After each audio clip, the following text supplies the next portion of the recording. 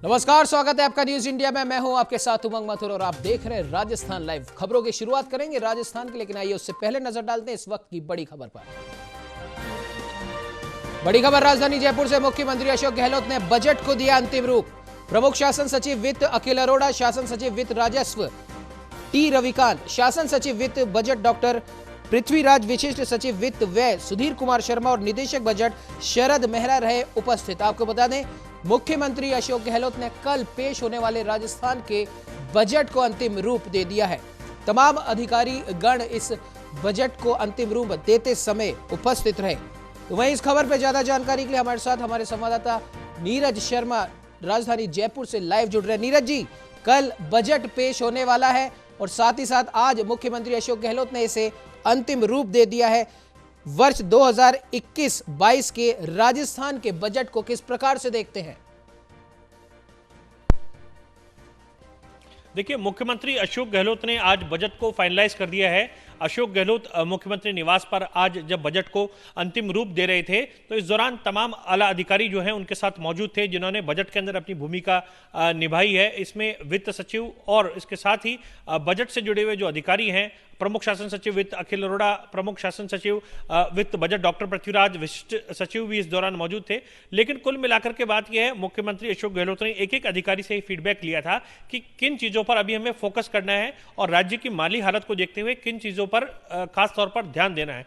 अब चूंकि ये स्वास्थ्य के क्षेत्र के लिहाज से बात करें तो कोरोना महामारी का एक लंबा काल जो है वो रहा है। ऐसे में स्वास्थ्य सेक्टर पर सरकार का इस बार भी एक बड़ा फोकस रहने वाला है। गत वर्ष की तरह निरोगी राजस्थान जो मुख्यमंत्री अशोक गहलोत का एक बड़ा महत्वाकांक्षी प्रोजेक्ट है और एक प्रयास है, और इसके तहत सरकार इस बार भी काफ़ी कुछ जो है देने जा रही है, ऐसे हमारे सूत्र बता रहे हैं।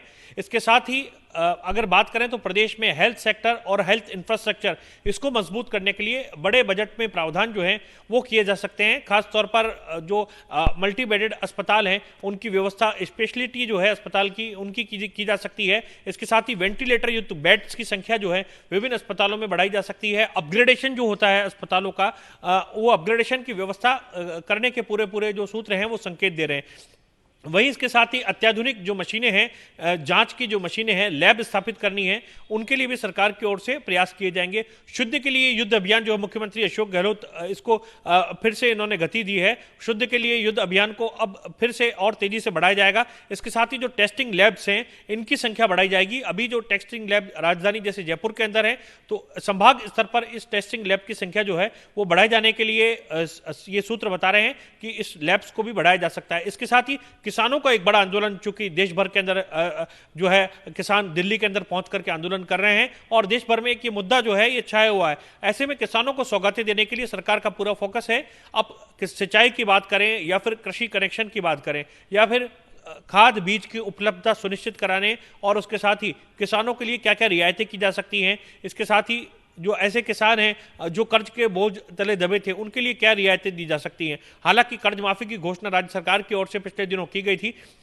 नेशनलाइज बैंकों को लेकर के एक जो संकट की स्थिति जो है किसानों के सामने अभी भी मुंह बाए खड़ी है।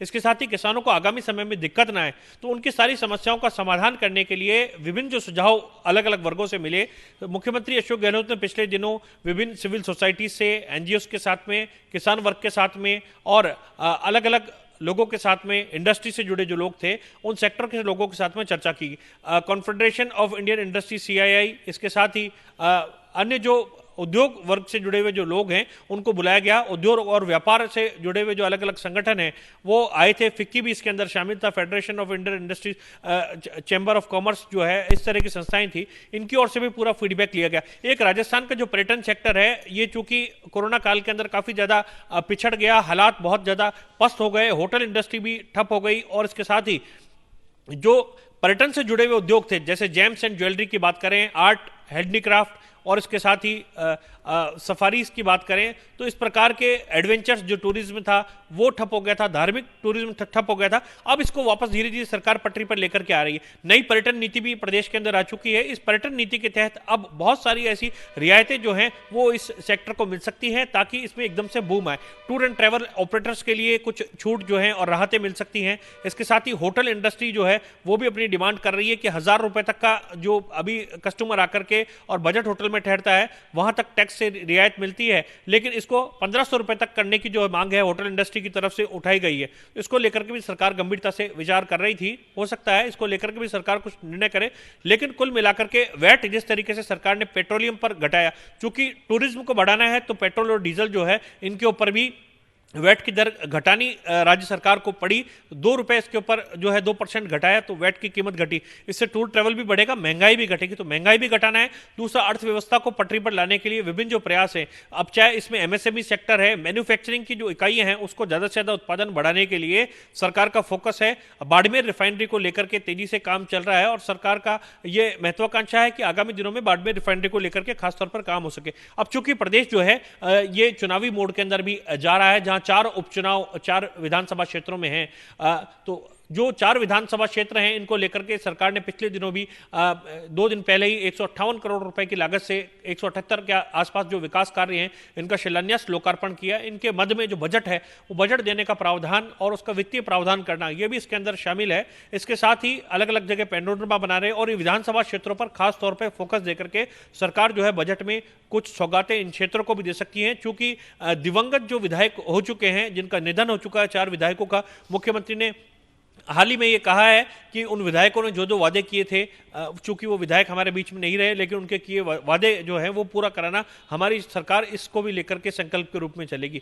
तो उनके जो वादे थे उनको भी पूरा कराना है। एक पब्लिक में मैसेज देने की जो बात है वो यहाँ पर मुख्यमंत्री करना चाह रहे हैं, तो निश्चित रूप से उस पर पूरा फोकस रहेगा, क्योंकि चुनाव भी है। और इसके साथ ही किसानों को लेकर के कृषि कनेक्शन की बात करें, उसकी संख्या बढ़ानी है, कुएं नलकूप खुदवाने हैं, इसके साथ ही सड़क, बिजली और पानी, ये बेसिक जो इंफ्रास्ट्रक्चर है, मूलभूत आवश्यकताएं, सुविधाएं हैं, इनको ज़्यादा से ज़्यादा बढ़ाना और नई नौकरियों की राह खोलना। चूंकि एक बेरोजगारी का लंबा संकट इस कोरोना काल के दौरान रहा है और जो आर्थिक स्थिति है लोगों की पटरी पर नहीं आ पाई है, ऐसे में रोजगार जो है वो देना सरकार की प्राथमिकताओं में शुमार है। तो विभिन्न सेक्टर्स में रोजगार की राह खुलती नजर आ सकती है। खासतौर पर शिक्षा और स्वास्थ्य का जो सेक्टर है इसके अंदर बड़े स्तर पर भर्तियां निकल सकती हैं। अन्य जो विभाग है, जैसे जयपुर डेयरी का अभी बात सुनने में आई थी कि वहां पर भी जो है भर्तियां निकाली गई हैं, लेकिन इस तरह के बहुत सारे ऐसे डिपार्टमेंट हैं जिनके अंदर बहुत सारी भर्तियां निकाली जा सकती हैं और युवाओं को रोजगार मिल सकता है, क्योंकि वहां पहले से पद जो है वो रिक्त चल रहे हैं। उद्योग विभाग की बात करें, महिला बाल विकास की बात करें या फिर सहकारिता विभाग की बात करें, पंचायत राज क्षेत्र के अंदर काफी ज्यादा वैक्यूम जो है वो बना हुआ है।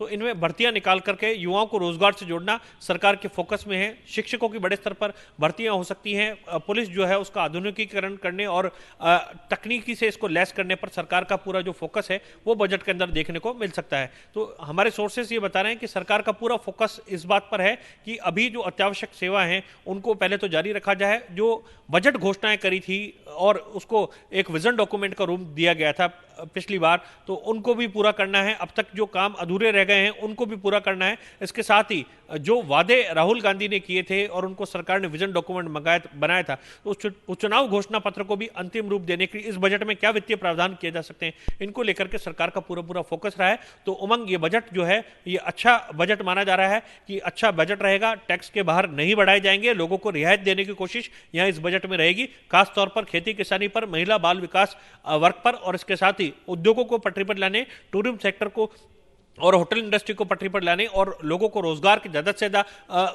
साधन मिले। वेंडर पॉलिसी जो है उसको लेकर के सरकार काफी कुछ कदम उठा सकती है, ताकि लोगों को, जो फुटकर व्यवसाय करने वाले लोग हैं, रेडी लगा के काम करते हैं, ऐसे लोगों के लिए भी काफी कुछ करने की सरकार की जो है इच्छा है। इसके साथ ही शुद्ध के लिए युद्ध अभियान, ताकि लोगों को अच्छा स्वास्थ्य मिल सके और साथ ही जो रोग मुक्त जो है वो लोग अपना जीवन यापन कर सके। इसके साथ ही विभिन्न जो बीमारियां इस वक्त पैर पसार रही हैं, कोरोना जैसी जो बीमारी है, इसके साथ ही कैंसर, किडनी और लीवर, हार्ट जैसे जो रोग हैं, इनको लेकर के सरकार का पूरा फोकस है कि आम जनता को इसमें रियायत मिले और निःशुल्क दवाइयों और जांचों की संख्या भी बढ़ाई जा सकती है। जाहिर सी बात है कि जिस प्रकार से हमने अभी कुछ दिन पहले उत्तर प्रदेश सरकार का भी बजट देखा, वो भी पेपरलेस बजट था और उम्मीद भी की जा रही है कि राजस्थान का भी ये पहला पेपरलेस बजट हो सकता है। विधायकों को पढ़ने के लिए टैब दिए जाएंगे। फिर उसके बाद अभी आपने नौकरियों की बात करी, 15,000 नई नौकरियों की संभावना बताई जा रही है। मेडिकल सेक्टर में ये नौकरियां शायद ज्यादा दी जाएंगी, जोर मेडिकल सेक्टर में नौकरियों पर ज्यादा है। और राजस्थान के बजट में अगर हम बात करें 4 सेक्टर्स की, पहला रियल एस्टेट, दूसरा जयपुर मेट्रो, तीसरा बस परिवहन और चौथा आरटीआई आवेदन और जवाब ऑनलाइन करने की, इन चारों चीजों पर राजस्थान की जनता भी चाह रही है कि इस पे ज्यादा फोकस रहे। रियल एस्टेट की अगर हम बात करें तो डीएलसी दरों में कमी की, यहां पर लोग जो बिल्डर्स हैं, प्रॉपर्टी का जो काम करते हैं, उनको आशा है कि डीएलसी दरों में कमी की जाएगी। क्या कहना चाहेंगे? देखिए, प्रॉपर्टी सेक्टर जो है उसमें चूंकि कोरोना काल के अंदर एक जो गिराव जो है वो आया था, लेकिन अब धीरे धीरे ये प्रॉपर्टी का सेक्टर जो है फिर से बढ़ने लगा है। पिछले दिनों इसमें कई तरह की रियायतें जो हैं वो सरकार की ओर से दी गई थी। स्टाम्प ड्यूटी के अंदर छूट की बात भी सरकार की ओर से कही गई थी और छूट भी दी गई थी। इसके साथ ही जो पैतृक संपत्ति है, यदि वो अपने परिवार के अंदर उसको दिया जाता है या उसका विभाजन किया जाता है, और तो एक ही प्रॉपर्टी जो है उसके ऊपर बार बार ड्यूटी ना लगे, इसका भी प्रावधान किया गया था। विद फैमिली में यदि कोई प्रॉपर्टी गिफ्ट की जाती है तो उसमें स्टाम्प ड्यूटी के अंदर छूट की बात इसके अंदर शामिल थी।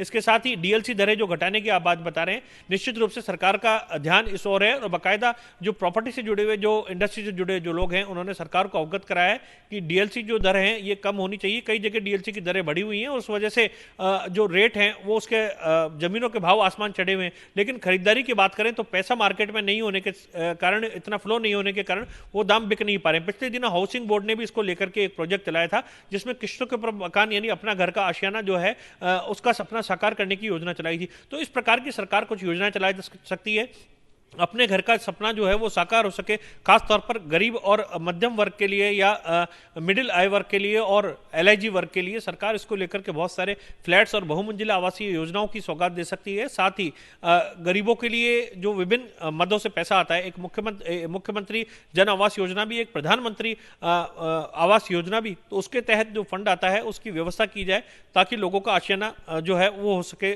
साकार हो सके। इसके साथ ही बहुत सारे ऐसे वर्ग हैं जो कि कहीं ना कहीं समाज की मुख्य धारा से भटके हुए हैं, उनको अपनी समाज की मुख्य धारा में लाने के साथ ही उनके लिए आवास और पुनर्वास की व्यवस्था जो है ये सुनिश्चित कराना, तो उनको लेकर के भी आवास पर सरकार का पूरा फोकस है। आगामी दिनों के अंदर विभिन्न क्षेत्रों में जो अपने यूआईटी होते हैं उनके माध्यम से या फिर जेडीए जैसी जो संस्थाएं हैं इनके माध्यम से, विकास प्राधिकरणों के माध्यम से, नगर सुधार न्यास के माध्यम से और नगर निगमों के माध्यम से जो है आवास का सपना साकार करने के लिए सरकार कदम उठा सकती है। चूंकि कोरोना काल में एक जो संयुक्त परिवार की जो अवधारणा थी, इसमें भी कहीं ना कहीं एक ये चीज़ महसूस हुई कि सिटी के अंदर, शहरों के अंदर जहां जनसंख्या का भारी घनत्व है, वहां ये कोरोना महामारी जो है आकर के तेजी से फैली, क्योंकि एक ही घरों के अंदर 50-50, 60-60, 100-100 मेंबर तक जो है वो मौजूद थे। ऐसे में अब लोगों को एक अच्छी लाइफस्टाइल जीने को मिले और दूसरा खुले वातावरण में वो रह सकें और बीमारियों से बच सकें। इस प्रकार की महामारी भविष्य में भी कुछ आ सकती है, तो उसके मद्देनजर सरकार का भी फोकस है लोगों के लिए अच्छे आवास जो है वो डेवलप किए जाए, इस ओर भी सरकार का ध्यान है। डीएलसी दरें कम होगी तो निश्चित रूप से प्रॉपर्टी मार्केट के अंदर बूम आएगा, चाहे जमीनों के बाहू की बात करें या फिर फ्लैट्स और मल्टी स्टोरीज की बात करें। रेरा के तहत जो प्रावधान किए गए हैं, जिसके अंदर रियल एस्टेट रेगुलेटरी अथॉरिटी है, तो रेरा के तहत प्रावधानों के तहत जो बिल्डर्स हैं उस बिल्डिंगों के अंदर लोगों का खुद का मालिकाना हक हो, इसको लेकर के भी सरकार पूरी तरीके से कड़ाई अब बरतने वाली जो है उस पोजीशन के अंदर नजर आ रही है।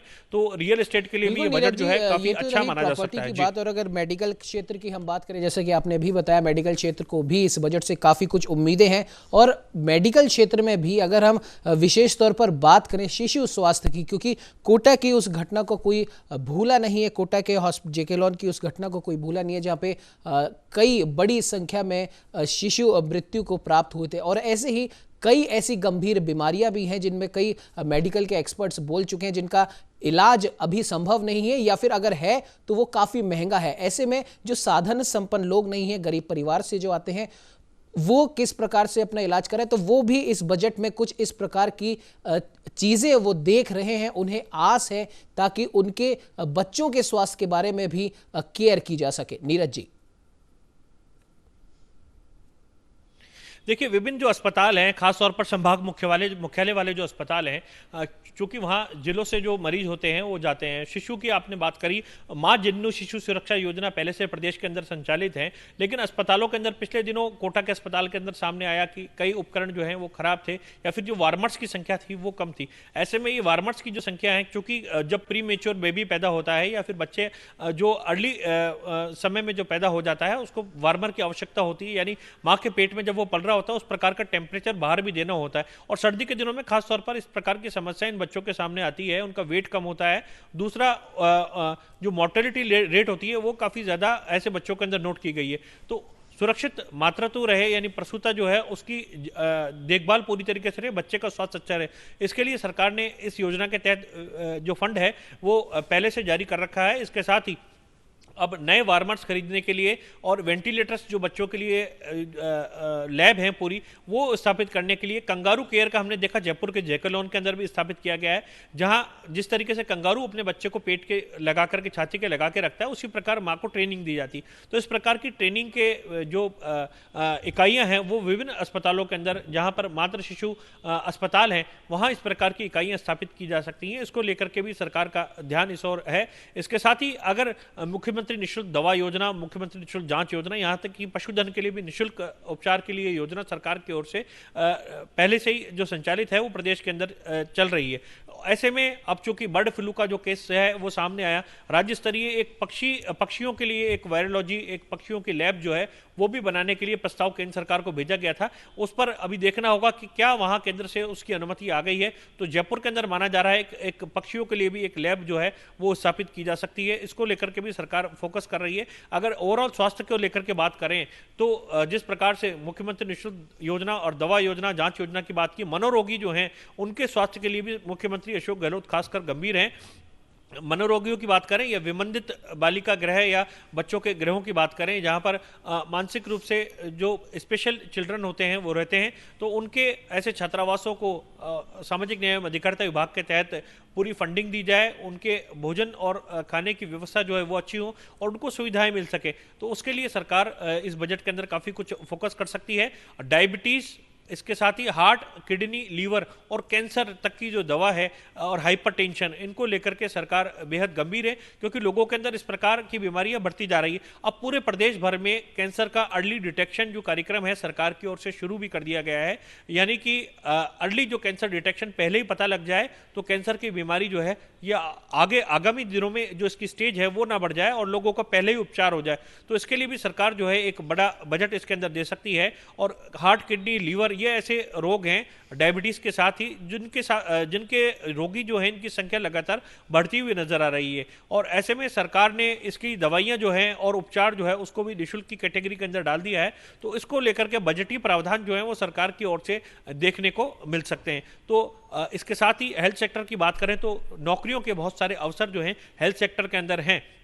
प्रदेश में चिकित्सकों की अभी हाल ही में 2000 नए चिकित्सकों की भर्ती जो है वो सरकार की ओर से की गई, हालांकि पूरी ज्वाइनिंग नहीं हो पाई। नए चिकित्सकों की भर्ती करनी है, स्पेशलाइज्ड जो अस्पताल हैं उनकी संख्या जो है वो बढ़ानी है। इसके साथ ही नए लैब्स की स्थापना करनी है, लैब टेक्नीशियन भी चाहिए। इसके साथ ही जो सहायक होते हैं, सहायकों की भर्ती भी जो है वो अस्पताल में की जानी है। आंगनबाड़ी, ANM जो कार्यकर्ता हैं और नर्सिंग स्टाफ जो है उनकी भर्तियां भी आगामी दिनों में देखने को मिल सकती है। इसको लेकर के सरकार का पूरा फोकस है। इसके साथ ही सरकार ने पिछले दिनों जो चिकित्सा मित्रों की जो नियुक्तियां हैं वो करने का निर्णय लिया था निरोगी राजस्थान के तहत। निरोगी राजस्थान को एक अच्छा बजट दिया जा सकता है।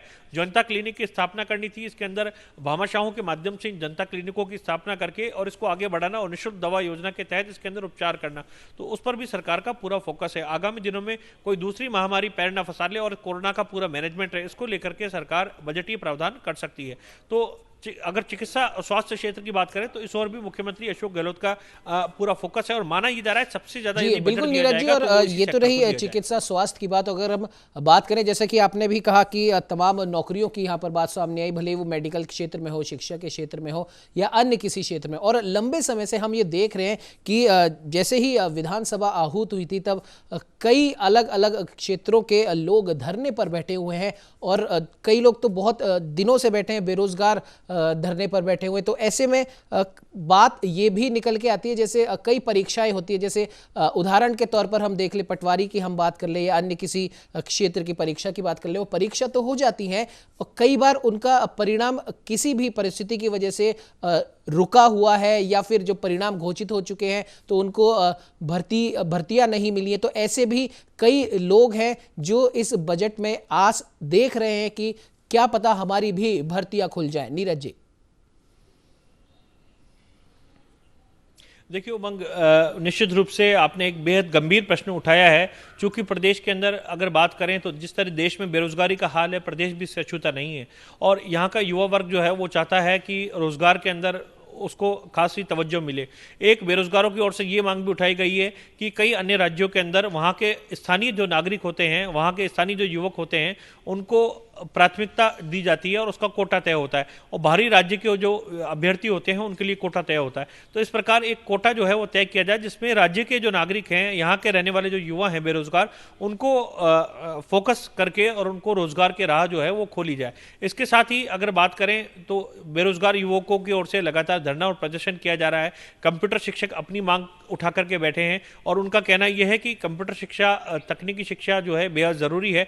स्कूलों में कंप्यूटर शिक्षा तो दी जा रही है, उसके लिए बाकायदा विषय खोल दिए गए हैं, लेकिन कंप्यूटर शिक्षक नहीं है परमानेंट रूप से। पहले जो कंप्यूटर शिक्षक लगाए गए थे पिछली बीजेपी सरकार के समय, उन्हें हटा दिया गया था। उसके बाद से आज तक वो बेरोजगारी की राह जो है उस पर लगातार संघर्ष कर रहे हैं और राजस्थान कंप्यूटर शिक्षक जो संघ है उसकी ओर से बार बार ज्ञापन भी इसको लेकर के दिए गए। तो प्रदेश में यदि कंप्यूटर शिक्षा को बढ़ावा देना है और चूंकि ये कंप्यूटर शिक्षा अनिवार्य भी है, यदि ये शिक्षा युवाओं को दक्ष बनाती है और इस काबिल बनाती है कि रोजगार के अवसर खुल सके, तो निश्चित रूप से सरकार का फोकस इस ओर रहना चाहिए इस बजट के अंदर।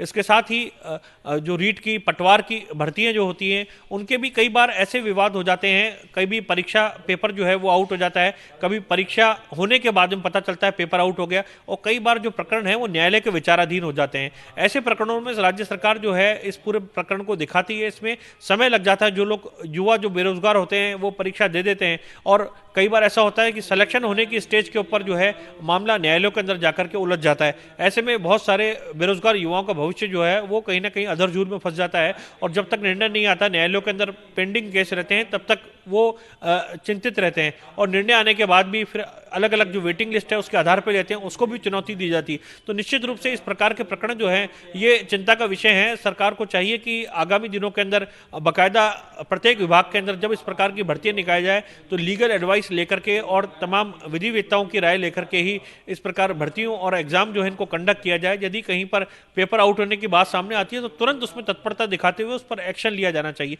यह निश्चित रूप से ठीक है। लेकिन बड़ी बात यह है, बेरोजगारी को लेकर के मुख्यमंत्री भी चिंतित हैं। पिछले दिनों उन्होंने कहा था कि बेरोजगार जो हैं उनको रोजगार उपलब्ध कराना सरकार की प्राथमिकताओं में शुमार है और खासतौर पर जो युवा वर्ग है उसको लेकर के मुख्यमंत्री अशोक गहलोत का फोकस है। माना यह जा रहा है शिक्षकों की बड़े स्तर पर भर्तियां जो हैं और इसके साथ ही चिकित्सा स्वास्थ्य विभाग के तहत, पुलिस विभाग के तहत और अन्य विभागों के तहत ये भर्तियां निकाली जा सकती हैं, जिनको लेकर के सरकार भी पूरी तैयारियां जो हैं अपने स्तर पर पिछले कई दिनों से कर रही थी। इसके लिए बजटीय प्रावधान क्या रखे जाएंगे, इसको लेकर के वित्त विभाग के आला अधिकारी जो हैं वो मुख्यमंत्री के लगातार संपर्क में थे। एक पूरा खाका बना करके मुख्यमंत्री तक दिया गया है और रोजगार के जो सपने हैं उसको साकार होते हुए अब माना जा रहा है कि अब देर नहीं लगेगी। इनके पूरी एक खाका बना करके और तैयार करके सरकार के पास भेजा गया है और मुख्यमंत्री ने उसको शामिल भी किया है। लेकिन किस स्तर पर भर्तियां रहेंगी, कितनी भर्तियां कौन कौन से डिपार्टमेंट में रहेंगी, क्योंकि बजट बेहद गोपनीय रहता है और इसकी गोपनीयता कभी आउट नहीं होती है। तो निश्चित रूप से यह देखने वाली बात रहेगी कल किस स्तर पर बेरोजगारों को तोहफा इस नए बजट के अंदर बेरोजगारों की बात,